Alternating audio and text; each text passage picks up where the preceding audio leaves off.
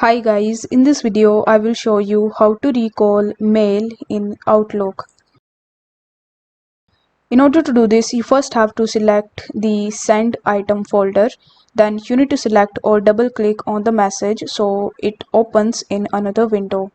Then you need to select file, and after that you need to tap on the option of info. Then you need to select the message send and recall option, and then select the option of recall this message and select one of the two options. Select delete unread copies of this message to recall the send message, or you can select delete unread copies and replace with a new message to replace the send message with a new message. Then you need to select the tell me if recall succeeds or fail for each recipient checkbox. Then you need to press the OK button. So after following these instructions, you will be able to easily recall your Outlook email on Outlook in your PC. So if the video was helpful, then don't forget to like the video and subscribe to the channel.